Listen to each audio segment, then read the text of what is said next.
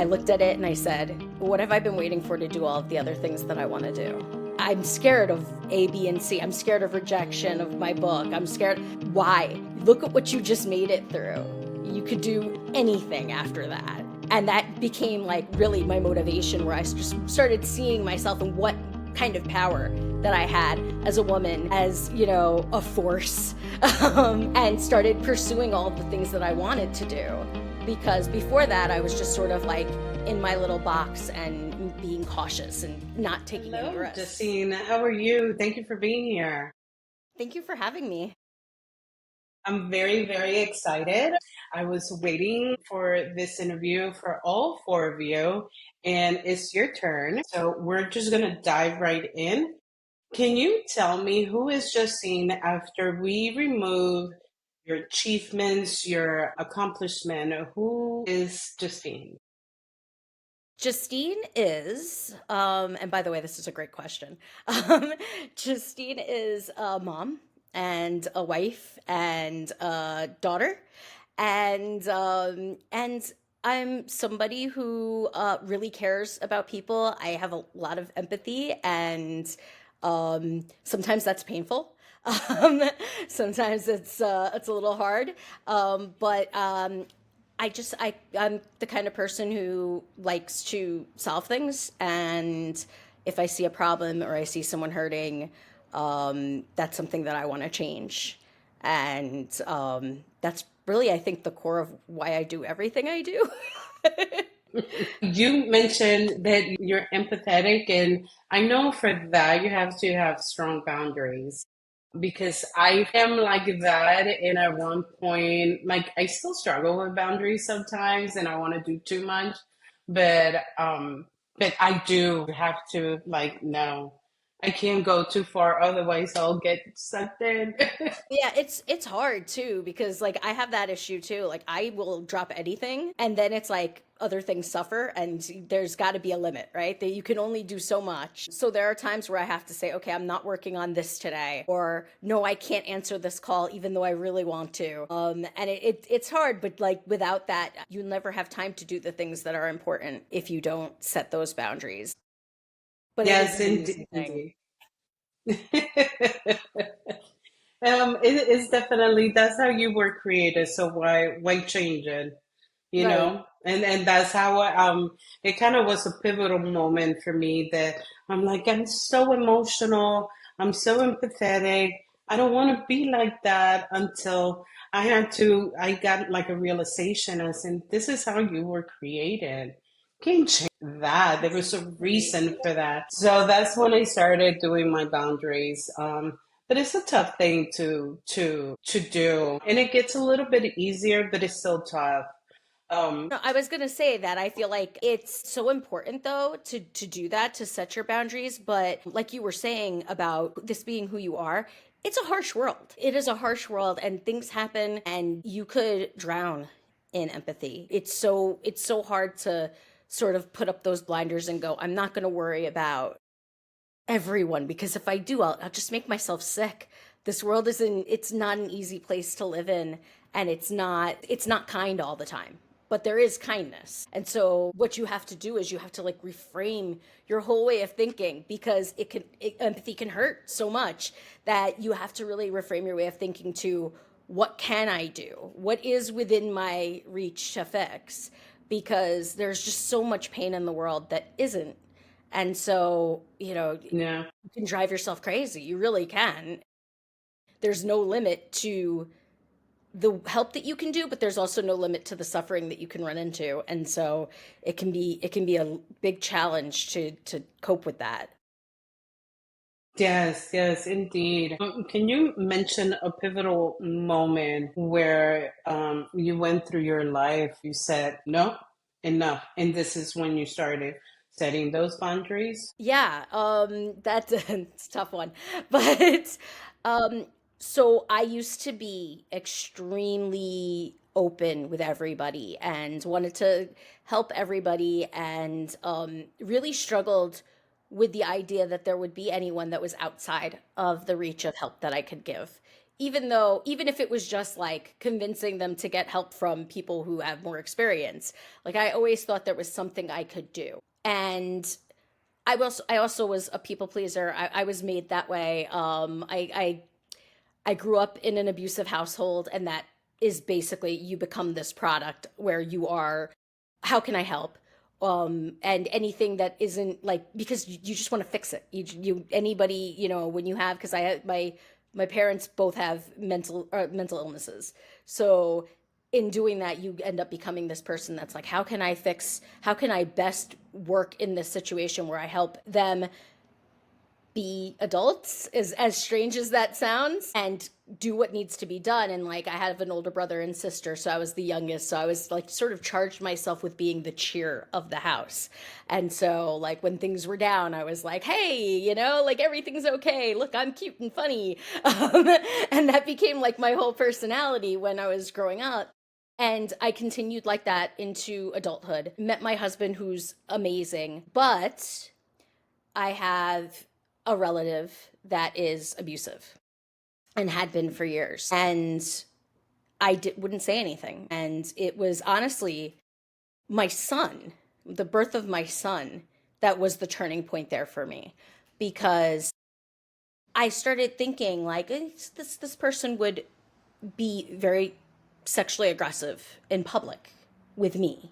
And I kept limiting what I would say, or how I would deal with it. Like, oh, we don't want to upset the rest of the family. Like, let's keep this in balance. And my husband would be like, you need to say something. Like, that's fine. We can handle that, but you can't. You shouldn't just worry about everyone else, because that tends to be my problem. I'm always worried about how it's going to affect everyone else. And in a way I still did that, because it was my son that kind of broke that I had him, and suddenly it became, what is my son gonna see when he if this happens in front of him as he's growing up? Is this going to become acceptable behavior for him because he sees this happening and I'm not saying anything, or because this just happens around him often enough? And that became my no point. I finally started putting my foot down and openly speaking about what was happening, because I couldn't allow that to continue any longer. Once I thought about, because I think it was less that I did it for my son so much as I mean, I did too, but it was perspective shifting, because I saw it through his eyes. And then I realized what I was putting myself through to protect other people. And that was the moment when I was just like, no, I'm not doing that anymore. That's unacceptable. It was unacceptable from the beginning, and I never should have turned it away. But you don't realize when you're in the situation what you're giving up necessarily, because for the safety and secureness of what you have, you're willing to put a lot of that aside. And so I did. I pushed it aside for a long time, but that was my enough point. That's so powerful. I can see, I mean, we will do anything for our kids. And once you felt like, this little person that you just have to protect, it's like you really didn't care about keeping the peace for everybody. Right. It's like now I need to protect him. So, oh gosh, I get goosebumps just thinking about it. Um, but it's kind of in a way like he made you stronger to stand up for what was happening. Yeah, yeah, and he's often like that. He's 15 years old now, and he is tough himself. He struggles with some mental illness, and he is an incredible kid. Yeah, he's like, in a lot of ways he is my sidekick and my backbone. Just because he's got so much guts. But yeah, his birth was the moment when I realized that I could do a lot more that I thought I was capable of. And it's funny because I always credit him with this. I don't always talk about the other thing, but I do always very openly credit him with the reason why I finally wrote and published my first novel. Because I had a rough childbirth experience. I was in labor for 36 hours and ended up needing to get an emergency C-section. And it was pretty brutal. And then he had colic and I had depression. I had postpartum depression, and it was just this like explosion of emotions and just bad situations in a row. And at some point when I got through that, when I finally hit the light at the end of the tunnel and he was happy and healthy and I was okay, I looked at it and I said, what have I been waiting for to do all of the other things that I want to do? I'm scared of A, B, and C. I'm scared of rejection of my book. I'm scared. Why? Look at what you just made it through. You could do anything after that. And that became like really my motivation, where I just started seeing myself and what kind of power that I had as a woman, as a force, and started pursuing all of the things that I wanted to do. Because before that, I was just sort of like in my little box and being cautious and not taking any risks. But I mean, whether I wanted to or not, that whole thing was a risk. And I made it through and I was Yes, okay. Son was okay. So why not take more that are a lot safer than that? yes. So, did you always thought about writing a book, or just this moment was the moment that you said, I'm going to write a book? No, I did always want to write a book. Well, okay, so I didn't always want to write a book. When I first went to college, I went for theater and I wanted to be an actress. That died pretty quickly. I'm in New York City, and the actual reality of auditions and all of that was just not what I thought it would be, and I realized that that wasn't for me. But after that, I started writing, and my husband's also a writer, and there's also writers in my family as well. So it's just like it clicked in my head, and I was doing it at first because I was bored, and then I kept getting feedback, and some of it wasn't great. And at first, because it's never great at first, but at the time I didn't see it that way. I was like, oh, I'm not good at this. And went to college for it and everything and developed my skills, but I was still getting some feedback and rejections from people. And I just kind of thought, okay, no, this isn't for me, maybe. And but I wouldn't finish anything because I would get caught up in that. I would go, oh, well, this person said that this first chapter wasn't good. So I listened to that critic externally, and then in my head, the one that tells you, no, you don't know what you're doing here. What do you think? You think you're some kind of Stephen King? Like, where do you get this stuff? That little voice. It's never in your favor is the thing. It's always a negative force. So I uh I was able to push that aside afterwards and finished my first book within the 6 months after. Um because After having the baby, yeah, well, your son? not after having the baby, but after I because I was suffered from postpartum depression for about a year after having him. Okay. But when the smoke cleared, and I was able to Okay. see Okay. clearly again, I was able to write, and I was able to complete what I was doing, I felt, I mean, it still took a lot of work after that. I didn't, I think, so I got published in 2020. And Logan was born in 2009. So it still took a while after that to get it to where I wanted it to be, but I wasn't serious about it before then. That was the moment where the serious part of it switched on, and I was able to go, no, this is who I'm going to be, and I'm going to start saying I'm a writer, and I'm going to start pursuing classes and stuff like that and doing what I need to do to get this book out there. And it worked eventually. Wow, that's amazing. Like you keep on pushing, and we just mentioned the voice in your head, and so many times we're not strong enough that we believe that voice versus our own voice, and it's just hard. It can just really be a distraction and discouraging, but you if you know that you're able to do something, and you keep on pushing, and the consistency of trying to do it every day, a little bit, it just definitely pays off. Yeah, I agree. I think persistence really is the key.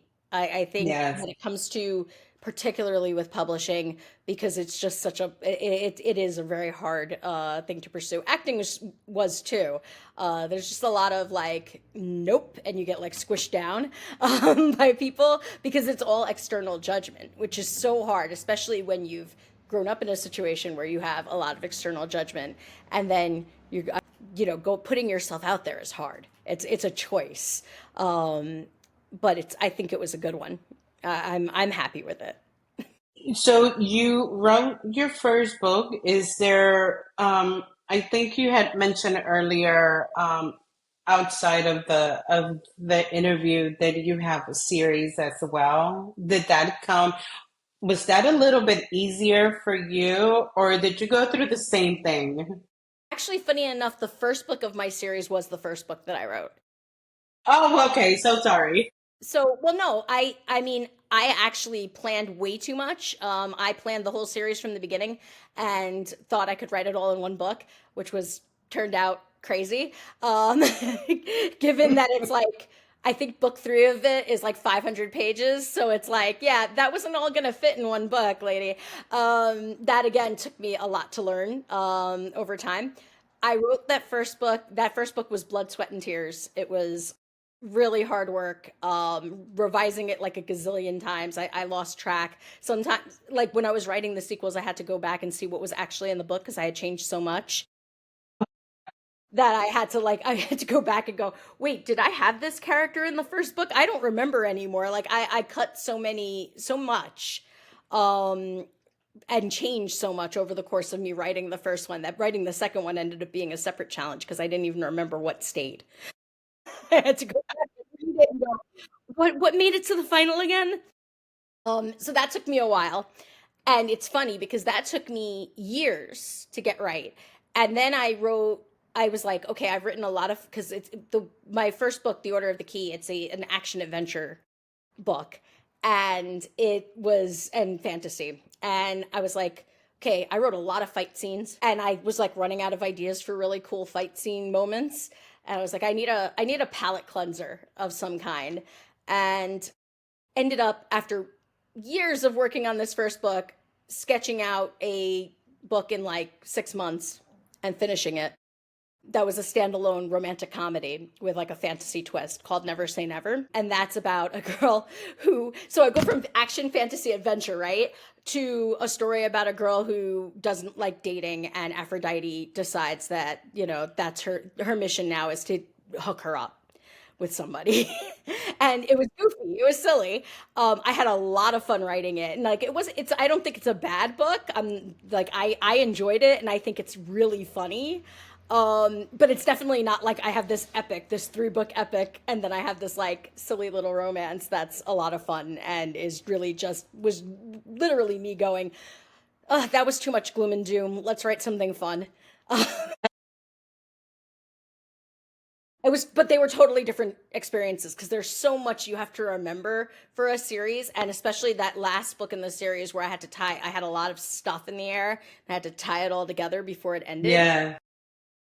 And that was the hardest one. That one took me a lot longer than the other two in the end because I was like worried that I wouldn't get everything and remember everything I needed to put in there and make sure I had everything that made sense, like everything paid off in the end.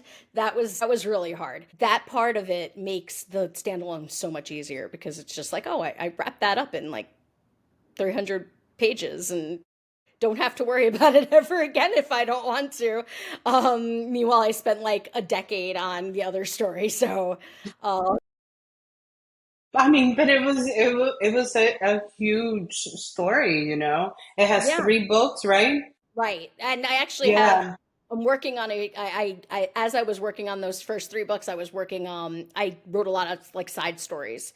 So I'm working on a anthology of the short stories that came out of that because that was like the way I find characters when I'm working on characters is usually like exploratory short stories that star like side characters or star the characters at different times in their lives so that I can understand where they come from when I'm working them in the main story. So I would like write these stories that took place years before the beginning of book one, or like with totally different characters, and they didn't fit anywhere. But now I'm going to put them together and make an anthology. So yeah, there was a lot of like working writing that didn't actually get in there too. Um, so yeah, lots of I feel like it taught me how to write. I feel like that series taught me how to write a book, and after that now I think I'll be okay. Everyone I think is a new journey and experience. Like you don't know, Hmm. like right now I'm an outliner and I'm starting to work on a new book, and I'm finding that I'm probably just going to wing it, which I'd never done before, but it just this one seems to lend itself to that and the other ones didn't.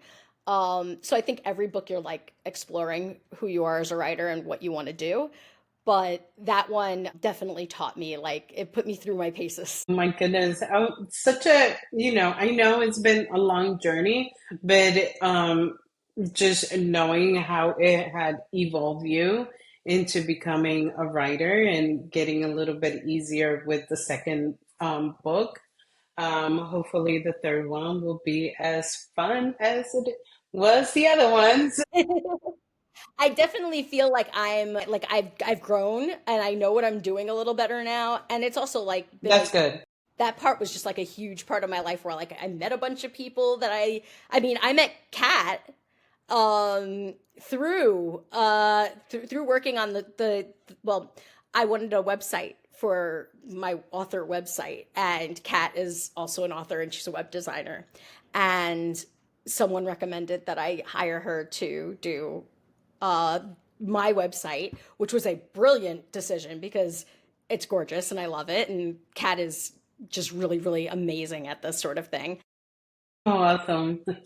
And yeah, and so like and that's not it. Like I've met so many other people. I also work with a separate nonprofit besides I Know Why She Stayed, called Right Hive, and it helps marginalized authors get services that they may not get. So things like editing services, and we have free conferences and things like that. I'm on the board of that nonprofit, and that I met everyone through my experience working on that first book. So it definitely also just opened me up as a human in general. No, that's amazing. So you participated in several non-for-profit. You're a board member of in that one. I know that you're also part of I Know Where She Stayed. This is how we connected. Which I told you it was the name by itself was just brought healing, I think, to me because of knowing that somebody got my back and somebody else that I don't have to explain why I stayed in my situation. It was definitely, good. And I shared it. I'm always sharing you guys and the work that you're doing because it was very impactful. Before we go into, I know why she stayed. Is there anything else that kind of like help you come out, in being, who you are right now? Because I know the books kind of like is something that you wanted to do, but I feel sometimes that that's your passion and it brings joy. Was there something else? If not, we can just move into I feel like the organization. I feel like a lot of it also is just establishing myself. So I work as a I do a lot of stuff. That's why I asked. Whenever I start talking, I get tired when I start talking about this stuff. Like I get internally tired thinking of all the things I have going on at once. So I also have my day job, if you would. So I am an executive assistant, and oddly, like a lot of people look down at assistants and like they think, oh, a secretary, like that sort of a thing. But I really went from being the person who answers calls over the course of my career. Like I went from being the person who answers phone calls and then like directs them, like the operator and at a law firm, all the way up to the assistant to the CEO, and basically running my boss's life, and business life, if you will. In over that time, like, you have to grow some confidence, and you have to like step up your game, because if not, you're just gonna be like, it would be I wouldn't get anywhere if I was timid, basically. And if I was still trying to people please all the time, like, I have to, a lot of times the boundary setting comes from me telling my bosses, like, or people in the organization, like, no, we can't do that. That's outside of our capabilities, or things like that. Like, you, there comes like the strength that has to step up in you for things like that, and that, I think, really helped mold who I was. Another thing is, as I was growing again as a writer, and also working with Right Hive, and not I Know Why She Stayed, because I was already doing this before I met I Know Why She Stayed, but as I started growing in those roles, um, people just started telling me, like, you give really good advice about like writing, and you're really helpful, like, when part of the thing that we do when you're growing as a writer, you trade chapters with other people and things like that, and offer critiques, and it's just part of the, like, how you learn to write experience. And over that time, I became really good at analyzing what worked in people's stories and what didn't, and how they could fix that. And that grew. So I mentioned my husband's a writer. My sister-in-law is also a writer, and we ended up starting, and this was temporary. It didn't end up lasting very long, but for a while there, we offered free edits to people because we enjoyed reading people's stuff and we wanted to help them. And um, through the course of that, and having people come back to us like, you were able to tell me things I could fix in my whole book, from 3 chapters. And it boosted my self-confidence a ton, because I was like, oh wow, I can really help people here. And I was giving, and it's funny because I ended up in Right Hive because it was like the spiritual successor to what I was doing there, because while we couldn't keep it going where we all were like taking all of these free edits all the time from people, um because there just isn't enough time. um it became like working with authors and helping them improve their work without trying, because it's so expensive out there. And I do paid edits as well, but like, we're talking like sometimes a book can be a couple $1,000s to get edited. Um, and that's just so much, and especially for Yeah. people who don't have that, or will never have that, to just give away. Um, I I started seeing that I would come across people like that a lot. And when I found Right Hive, it was, oh, these people want to help on like the full, well-rounded, helping the authors, like, from to giving conferences, doing writing retreats, but all for free. Like, that became, oh wow, this is what I was trying to do with my little, like, 3-man editing service that I was throwing together. It just became the perfect, like, stepping stone. But I would have never done that had I not had the confidence of people coming back to me and going, "Oh, yeah, this is really helpful. Thank you so much." And all of a sudden I was like, "Oh, I'm good at this. Okay." And again, that is yet again another thing that made me come out of my shell, because when I started with Right Hive, it was literally like, "I want to do this." I went to them and said, "I want to help you. I want to roll in this." Um, which I never would have done a few years prior. But I, at some point, I developed that confidence where I was just like, you want to do this. What do you lose? They tell you no. Um, I just like DM the channel for the entire, like, I DM the nonprofit's Twitter account and was just like, how do I join this? I Very love it. professional, but it worked. But you know what? That's what confidence does to you. And and I just have a quick funny story. Go for it. I love So stories. When I started, I guess, my career in healthcare, I was an assistant as well.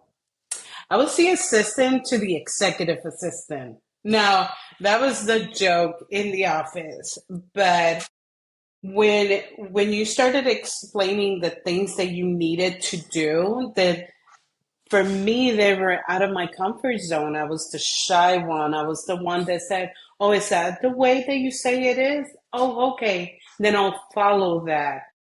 And I remember that the executive assistant, which was my boss, was very high confidence, very strong demeanor, super sweet. She has been the best boss I ever had.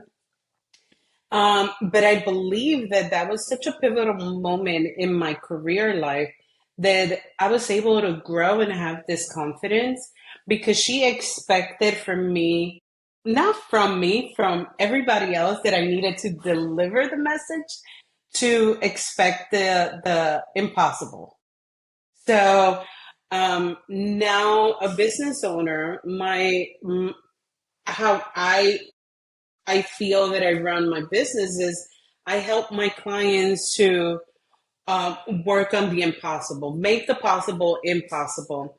Sometimes it's impossible, but but I continue to have that mindset because that's how she trained me, and I wouldn't have wanted any other way because the excellence you get from that of your work ethic is through the roof. So like I completely understand your journey because it's very similar to mine. So Yeah, indeed, it really does. You get trial by fire, but you learn.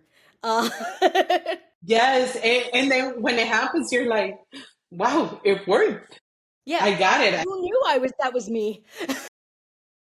Like I got it for free, or I was able to return it, or I was able to get this to come, whatever it was. I was like, wow.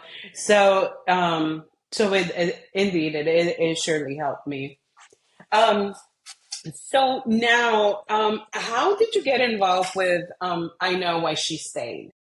So, okay, so I know Kat, I mentioned. I met Kat a while back. Also we worked on a we used to do something and now the name is escaping me. Writer in Motion, that was it. Writer in Motion. Um so I joined this group that was it was editors and writers and they would get a picture and they had to write something like a short story based on it. And I was one of the editors who would help them.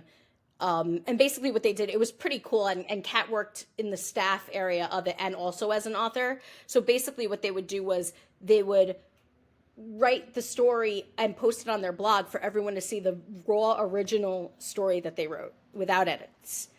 And then they would take it, they would swap with another writer and come back with the edits that they got from them and then post that. And then they would have a professional editor edit it, which was where I came in. And then they would post that and you would see how the story progressed throughout like all of those changes and how hopefully we had polished it more over that time and it came out this like much better product. And the very first one that we did a few before we ended up like it ended up disbanding. A lot of these writing groups do after a while because people get published or people stop writing and then like things, it just or people run out of time because they get involved in other projects. So the first one we did, for whatever reason, the group of editors and writers just gelled so well that we had this chat room and it took years. Like we still talk to each other from that group. And Kat was in there with me, which is how I met her. And then again, like someone recommended, oh, Kat does websites, you should go to her. And I did, and me and Kat became really close. And then one we were working together on remodeling my whole website for the fact that I was releasing the final book in that trilogy. And I was talking to her about it because it was a lot of work. And about midway through the work, I was laid off from my job at the time. Um, I was working at a tech company as, again, an executive assistant, and they cut their entire administrative department. And there I went. And it was the first time I've ever been I haven't been without a job since I was 14. And there may have been a little bit of panic. Um, especially as at this point I mean, my husband works and he has a good job, but I'm the breadwinner in the household. So there was definitely a lot of panic for me because I was like, okay, rent, you know, feed the kid and the dog, like what are we doing? And I not in between like sending out all my resumes and all of this stuff, I think Kat saw this need in me to do something, because I was going crazy sending out, resumes and everything, and not hearing back. And I did end up getting a job within a couple of months, which was good. But in that time, Kat was like, you could help out a little. Casey and I are starting this initiative, and I think you would be interested. And she knew me pretty well at that point. So she knew who I was. And she was like, I think, if you want to help out, I think we could really use somebody who can kind of organize us because we have a lot of great ideas, but we're not really sure like how to get them out or to get organized enough to do them. And mainly the biggest thing was social media because they had started up, they had a couple of posts, and they were like, we can't really get this together. Um, and and I was like, I met Casey. I met with Casey, I think some point that week, and completely fell. You know how Casey is. She is just a beautiful human being, and she's smart and funny. And between Kat, who I loved, and Casey, who I immediately gelled with right off the bat when we met, this was a no-brainer. And initially I'm like, sure, I'll help out a little. That was not how it turned out. I ended up, by within the first couple of weeks of working with them, I was a equal part to the plan, as far as they were concerned. And I was trying to do everything and help in any way I could. Just because, and this, not only do I passionately agree with this, with what I know why She Stayed is doing, but I could tell how passionate they were about it. And it just was inspiring enough, especially after them going through, I hadn't gone through financial abuse before, but the two of them having gone through it, and really telling their stories and being so open about it really was inspiring. And I threw in with them, and now I'm the director of operations here, and I love every minute of it. I really do. It is hard to hear the stories. It is sad, but it brings hope to know that you have an idea and you think we could make a difference. I really do believe that, and that really does take some of the edge off of working on these topics every day. And before I knew it, I ended up, and I find this really funny because I never expected this. I never intended to be in the nonfiction writing section, but before I knew it, I was like writing the reader's guide or co-writing the reader's guide to their memoir, which was never a credit that I expected. But I mean, that reader's guide was about analyzing all of these moments, that they went through Yes. and that they talk about in their memoir. Yes, I know. When I met with Kat, I said that was truly brilliant because some of us, we don't know what's happening. Like I didn't know what's happening, and the way that he was like, it's just I like that that guy brings understanding to the book and explain what behavior was for each incident that was happening. So Right. amazing. The real point, like I was talking to someone we work with, yesterday, and we were discussing the idea of a pot, a frog boiling in a pot of hot water, and how it's just like these little turn up in temperature, like bit by bit, and then all of a sudden you're like fried. Um, and Yes. that felt like the perfect analogy for abuse and how it works, and especially within relationships. And i I decided that, or like, we when we talked about it, we all discussed, and we wanted to really point out those moments because it's so hard to see them when they're happening. And even the abuse, I went through a different kind of abuse, but we were speaking about it and we realized that like every abuse victim is different, but every abuser is the same in so many ways. They all it's like they were born with a rule book of how to do this. It's wild, but like every case you analyze, you're like, okay, this coercive control, this intimidation, these are things that just genuinely just seem to come with the program. I mean, these people know what they're doing, and it's like they're setting little traps, and before you know it, you're stuck and you don't know how you got there. And it became so important to, and this is something that I've actually also been talking to them about. Um, I want to help people avoid this because it is hard to see, and I don't think that it's like that easy where we can just go, oh, like, oh, I see coercive control right here. Like it's not always something you're going to see in your own life that easily. But if there is any way that we can help prevent this from becoming even more of an epidemic or slow down the growth of the epidemic that is already here. Um, One thing I'm working on, and I've been in talks with the team, trying to come up with classes, like assembly material that we can go to the schools and say, hey, dating is great. However, keep an eye out for things like this. Or, to colleges, maybe don't get a joint account with your boyfriend or your husband. Keep your own money. Make sure you have things that you don't want to assume that things aren't going to work out, but a lot of times they don't. And it's safer to have that escape plan and to have Yeah, it in indeed. hand. Yes, I love that initiative because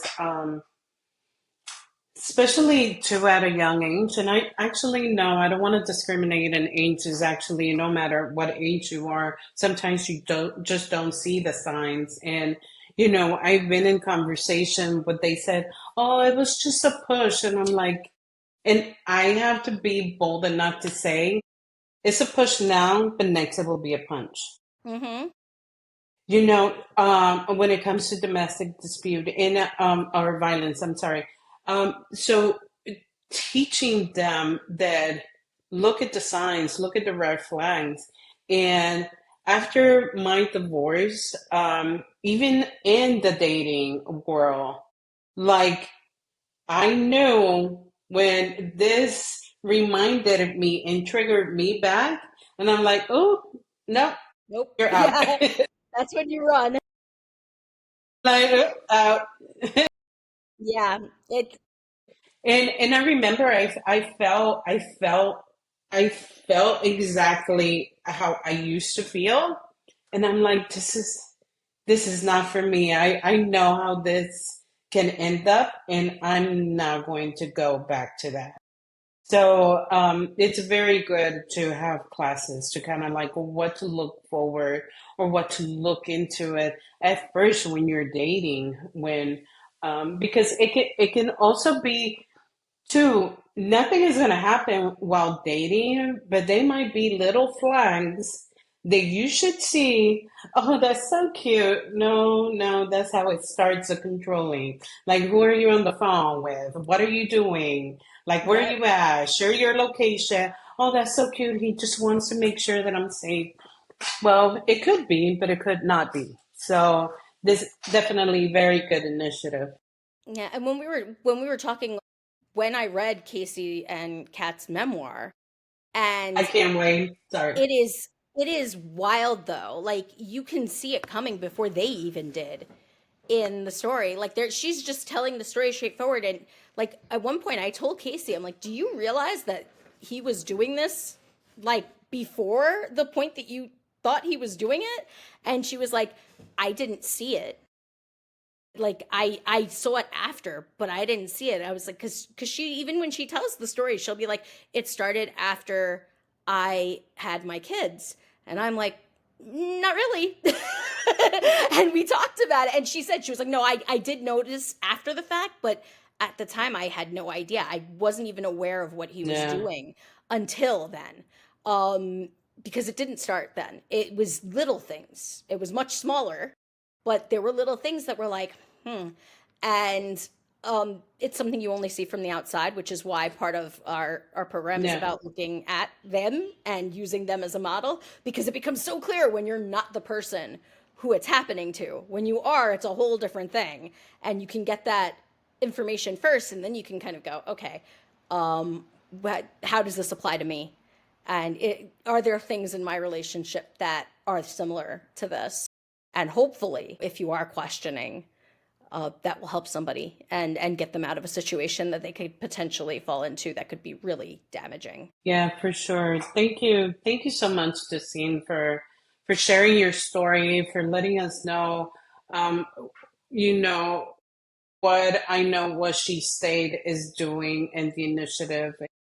Um, I always say it very transparent. It's dear to my heart, and I will continue to support you guys in however I can. Is there a message or something that you want to let our audience, the ladies, know? Anything that might be in your heart that might not have been discussed earlier? I think it's so important for women in general just to recognize their own power. I think the rest of the world, the rest of society, doesn't always want to recognize that.